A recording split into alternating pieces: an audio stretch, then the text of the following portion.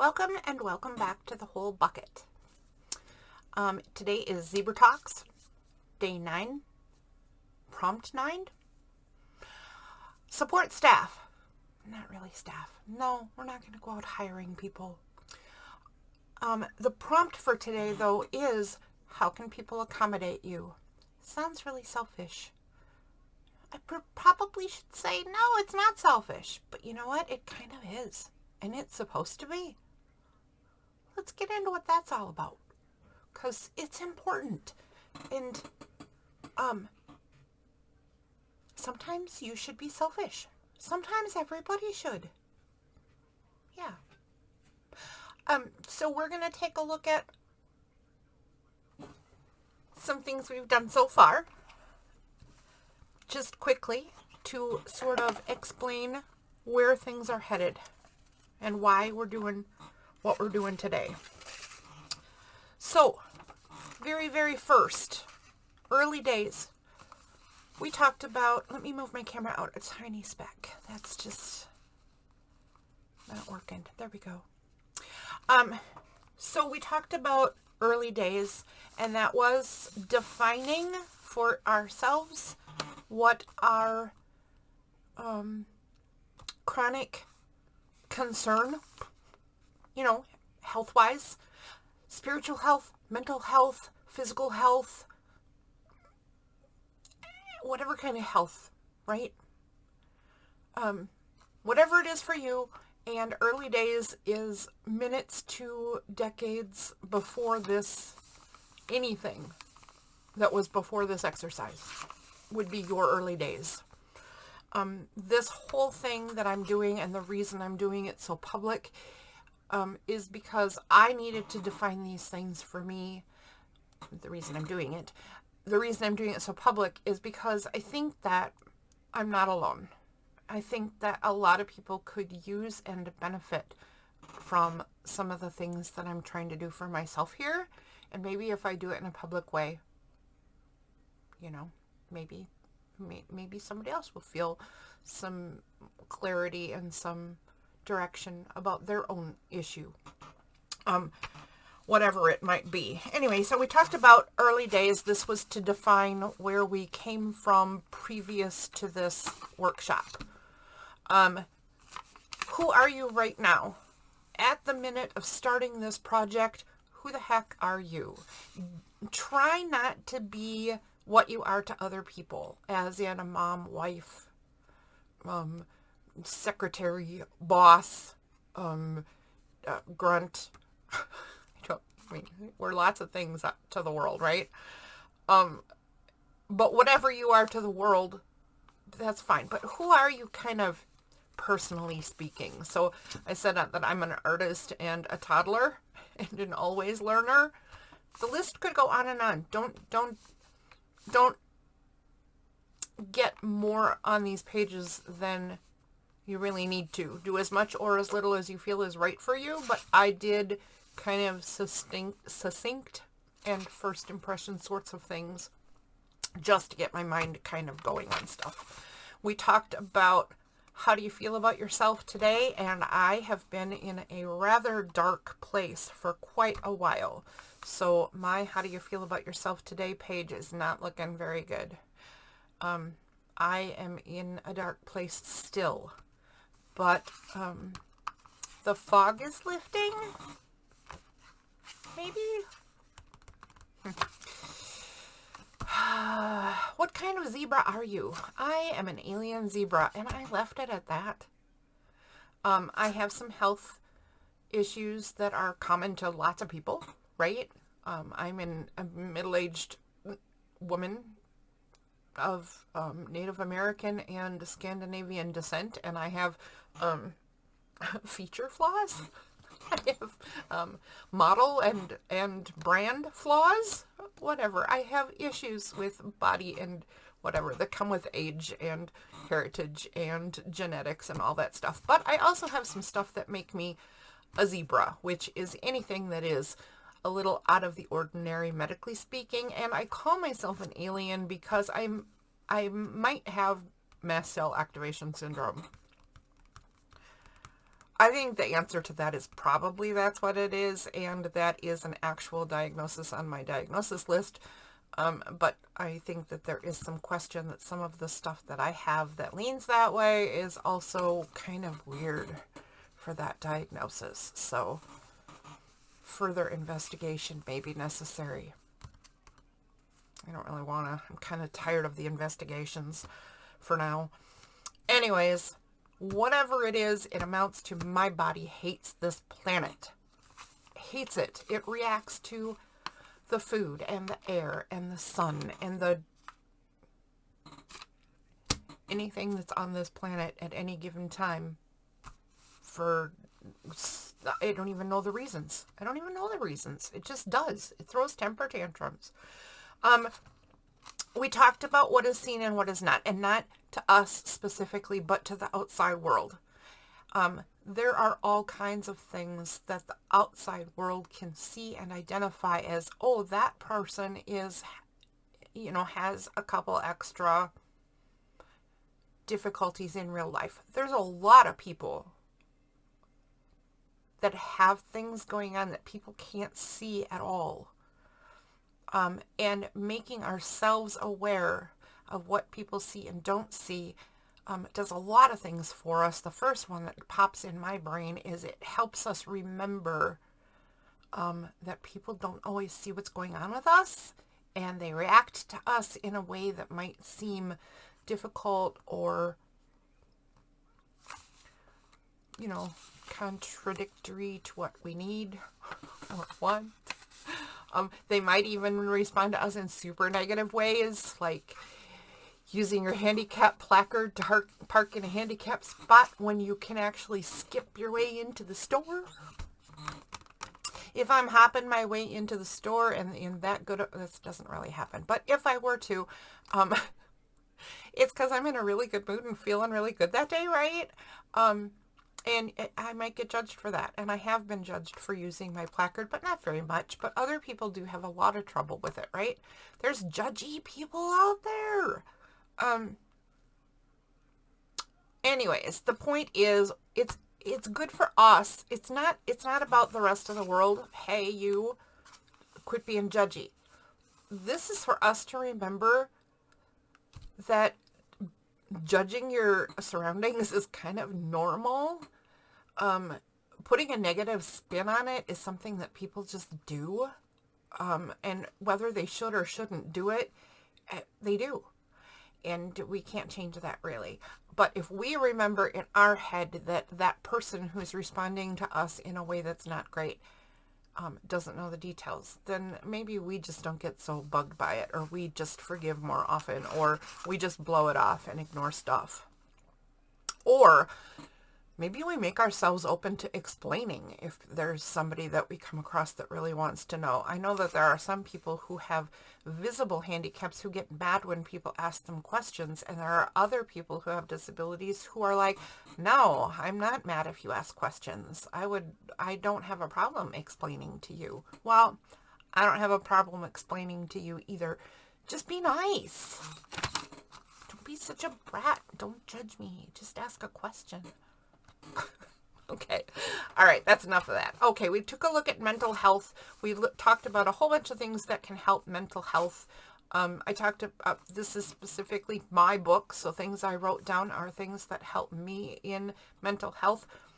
Some of them tried and practiced, and I know they help. And some of them I just don't do like I should. And I should, because it's important. Okay, anyways, the calm and the storm.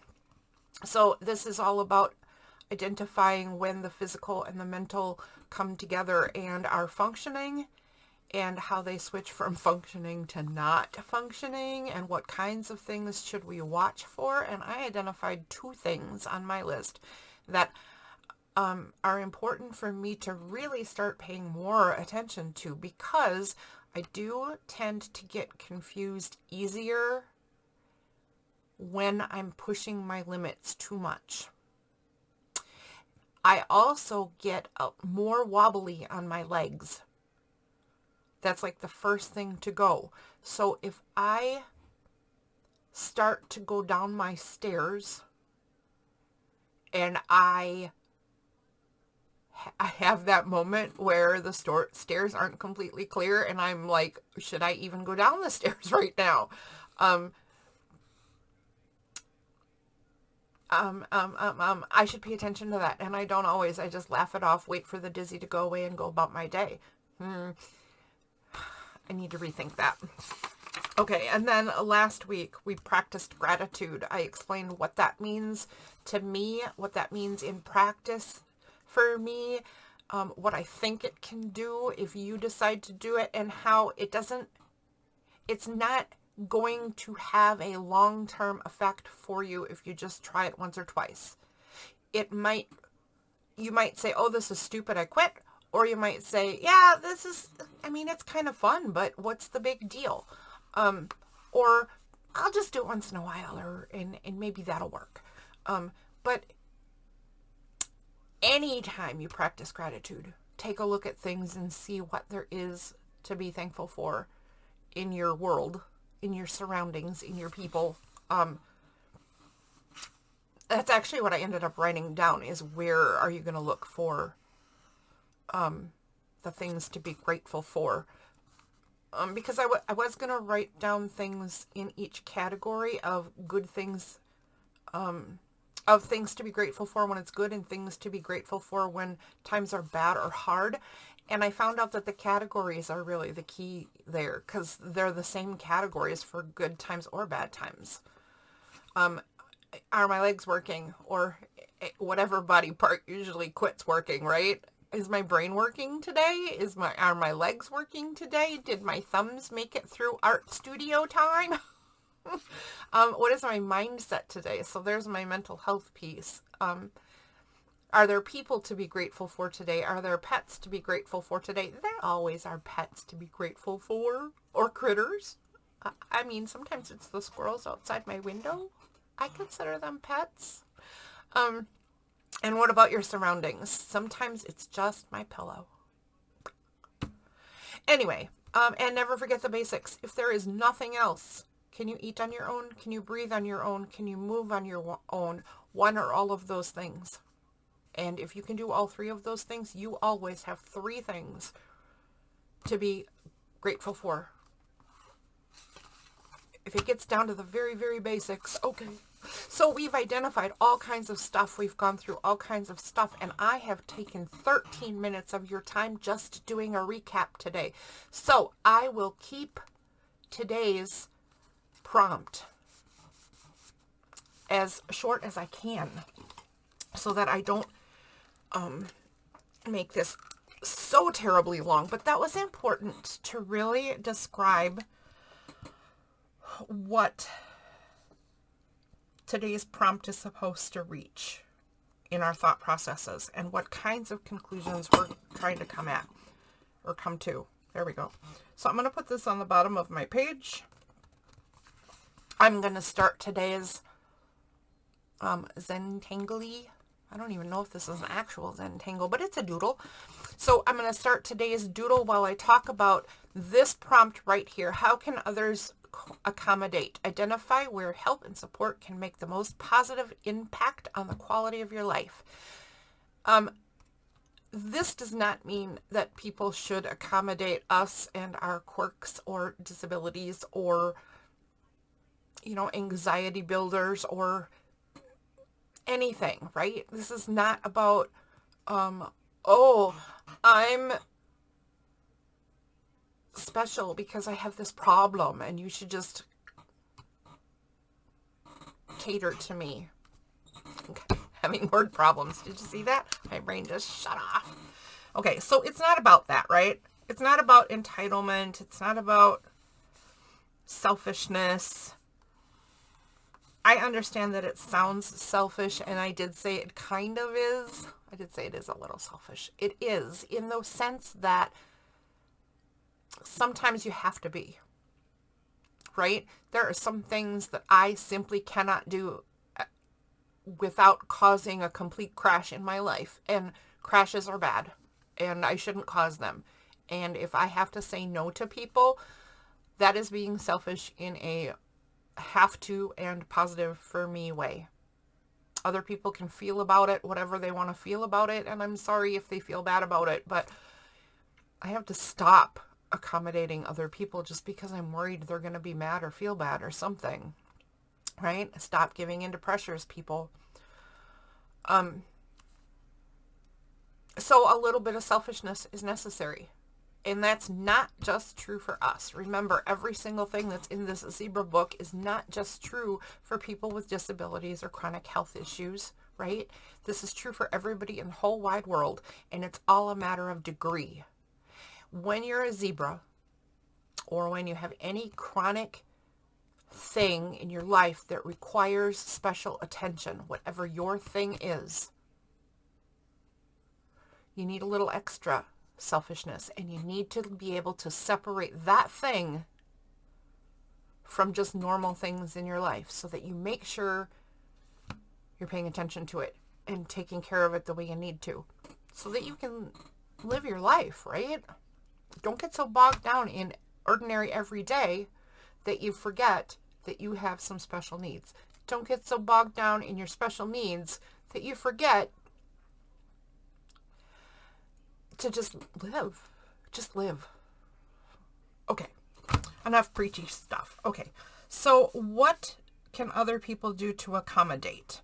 Well, I have, for me, sections of people who accommodate me, whether they know it or not. One of them is some friends of mine, and I won't say names because I don't know who wants to be called out and who doesn't, right? But I have some friends who I met from World of Warcraft. I played World of Warcraft for a billion years.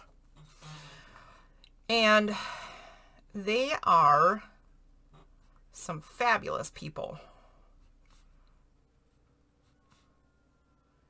And they have supported me in my art journey. Whether they know it or not, they support me in my health journey because I see them online or I talk to them across the miles. It's not like they could really demand physical time from me because we're talking about people who live all over the United States and in some cases all over the world. So, but I've met those people and they are accommodating me completely unintentionally, but it is a way that I've been able to maintain some friendships where in real life, in my nearby physical world, that really hasn't happened much. And part of the reason is because people accept reciprocation in the time department. The costs for me to leave my house to do anything is gigantic. It has become so bad that I really don't leave my house unless it's to go get the mail, and I often do it in my pajamas.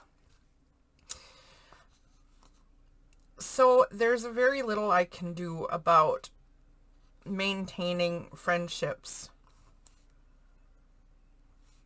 in a more traditional sense. But those friendships that I have online, I have had for years and years, and we might go for a long time without saying hello. I might go for a long time without seeing or hearing from them and vice versa. But every time I get a chance to talk to those people again, I am so happy to see and hear from them. So that is one thing. Another thing is this right here. You watching this are accommodating me to some degree. I would love to hold a class. I would love to have a journaling group that comes to the local library to meet, goes to the local library. I was going to say comes to my house, but I can still do that maybe. Anyway, goes down to the local coffee shop and hangs out and does journaling and discussing things just like this, right? the internet and people watching me here is a little bit of an accommodation to me. I do this in the public way because I wish to accommodate you. Maybe you don't want to talk about this in public. Maybe you don't know another way to do this stuff that I'm doing. And I didn't know another way either, but I put this together, so I'm sharing it, just in case. So maybe I'm accommodating someone by doing this. I don't know. How can others accommodate? So I've talked about faraway friends, electronically based friendships, right? There's people in my life, in my home. 2 people in my home. How do they accommodate? Well, we're all adults in this house, and we kind of just live our own lives in this house, the 3 of us. I do have people who do the tall things for me. I have 2 people in this house who will do the heavy things for me. I have 2 people in this house who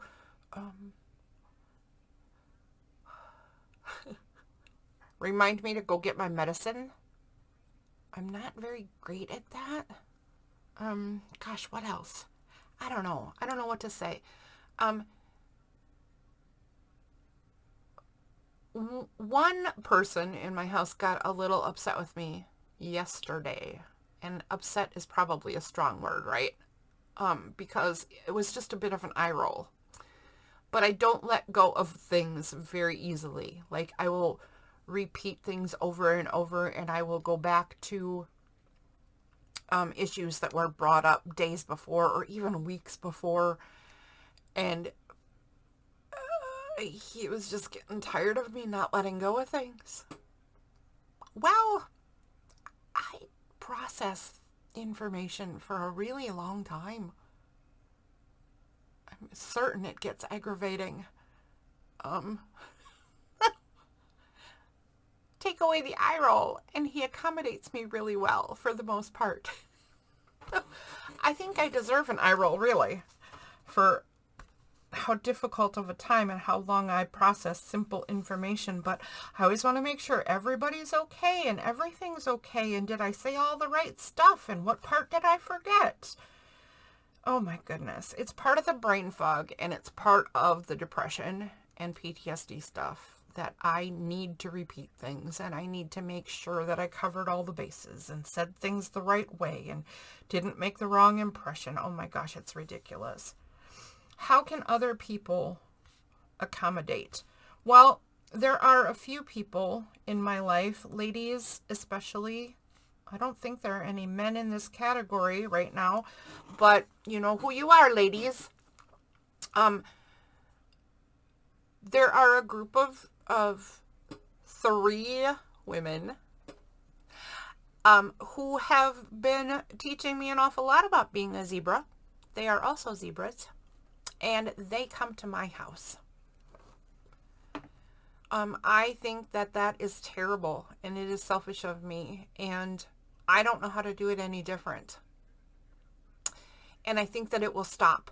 We will probably have to learn how to do electronic connection if we want to maintain the connection, because there is probably going to be a time where they also cannot leave their homes, either at all or as much as they'd like to, for sure. And an extra trip just to come and accommodate me in that way is probably not going to be a forever thing. But as it is right now, they didn't know they're accommodating me. That wasn't the intention, right? But it's the truth. It is the truth of how it's happened so far. And I love having them come to visit. I've had a hoot of a time every time. I hope that they have also had a hoot of a time every time. Ladies, if you're listening, just be aware that I appreciate and understand that it is an accommodation. And I also know that it can't go on forever. The world cannot move according to me. Imagine that. Anyway, how else can people help and support and make a positive impact on the quality of life. One of the things that is really hard for other people to do is to learn. So I'm going to write that over here. What can other people do? They can learn what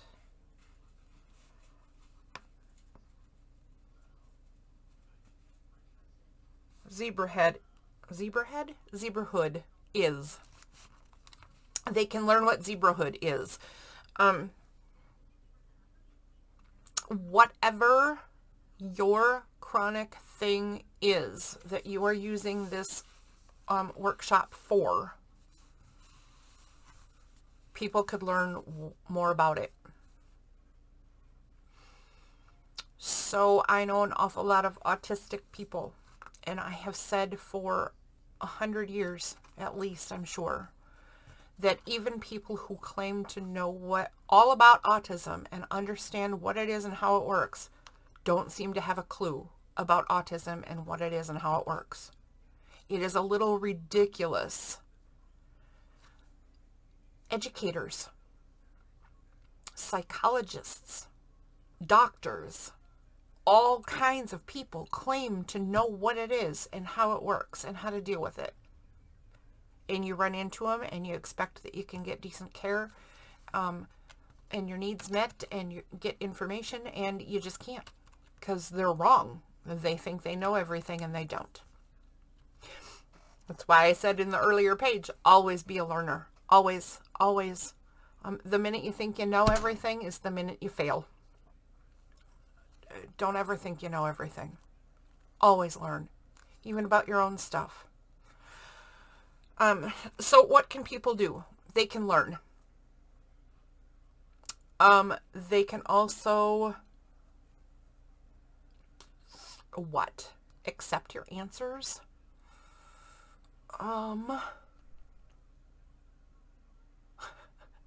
That's a kind of a personal one for me, but I'm going to, I mean, this is personal for me, right? So it's supposed to be, but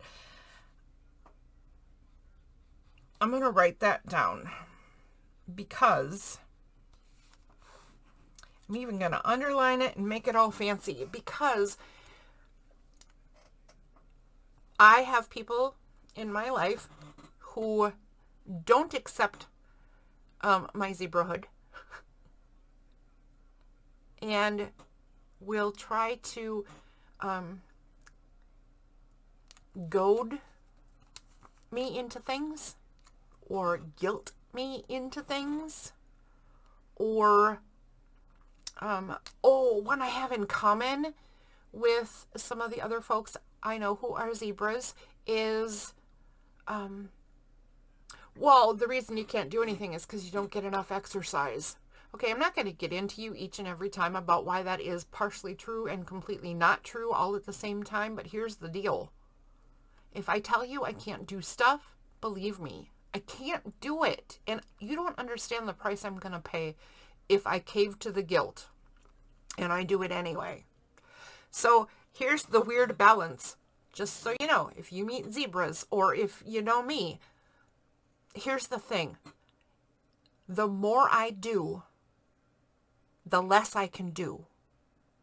And the less I do, the less I can do. So that means I cause injuries and exhaustion to myself by functioning normal life. Adding exercise on top of that exacerbates and multiplies that problem to ridiculous degrees. But if I hold still too much, just like any other person, right? I lose muscle. So if I do stuff to increase muscle, I get injuries and pain and exhaustion and can't do anything. If I don't do anything, I lose muscle and lose energy and can't do anything. That is a horrible balance to try to get. And I cave to guilt. And it's not good. And I have to stop that. If you also cave to guilt, write this in your page about what others can do to accommodate. Accept my answers. If I say no, it's because it's for a reason, right? Don't sit and question me. Why? Why? But don't you wanna? But you really should. But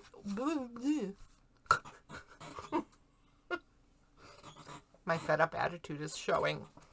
Okay, anyway, what else can have a positive impact on my life? I don't know. I've done a lot of talking today. Just blah, blah, blah, blah, blah. I may have over-coffeed. I apologize if that's the case. Learn what zebrahood is. Accept my answers.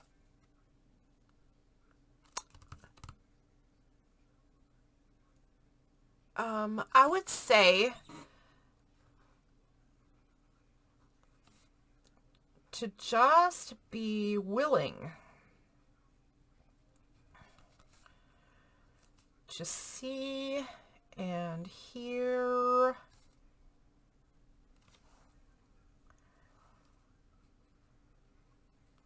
what's happening.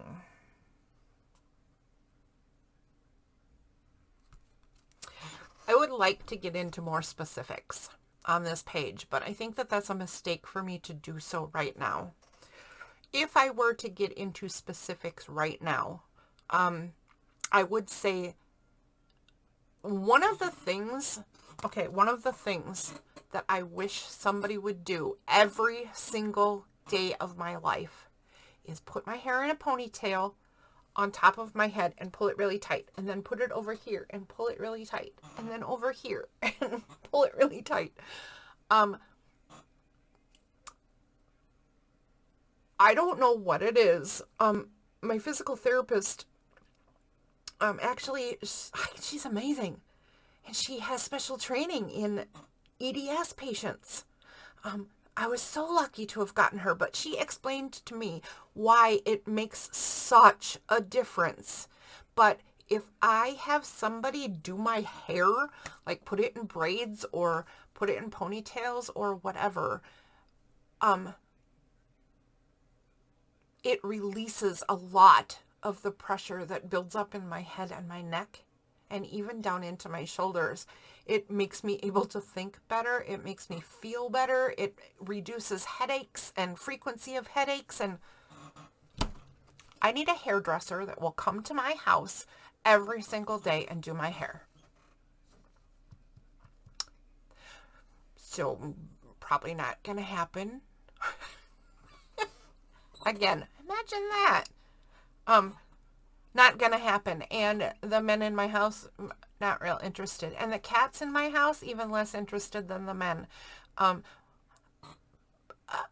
if I were to list accommodations or wishful accommodations, that would be top of my list. So I didn't get into specifics here, but I'm actually going to stop for the day because I'm finding that my brain is overwhelmed already with just these things. Just these things require further thought on my part before I go and get more specific. Again, write down, journal, whatever is right for you. However many things, whatever detail. This is what I find would make the biggest impact at this particular moment, is that there are people in my life who really should learn more about what it is and what it means and how it works. There are people in my life who need to learn to accept my answers. Don't guilt me into stuff. Don't goad me into things. Don't, just be a little nicer in that department, because I cave to guilt. And I understand that that's my responsibility, not theirs. But, by the way, these two piles are not necessarily the same pile of people. Everybody should learn more about the chronic conditions in anybody's life. The chronic conditions in the lives of anybody that's in their life. If you have somebody in your life that's dealing with something, learn about that thing. It's just kind to learn about other people's things as well as your own. This pile of people is specific, and they are on this pile, but this whole pile is not necessarily on this pile.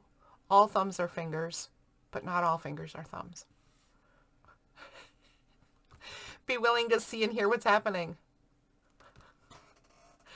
What is the current situation, right? And this really applies to the two men I'm living with, actually. And they are willing to see and hear what's happening, right, at any given time. But that is a big thing for me to remember, that that is occurring, and it could occur more, and it could occur better.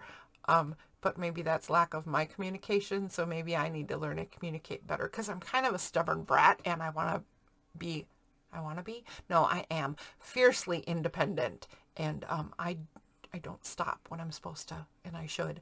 So communication between me and the men that I live with would probably help this one a lot, and that really that resides right here. Okay, so I'm gonna stop here.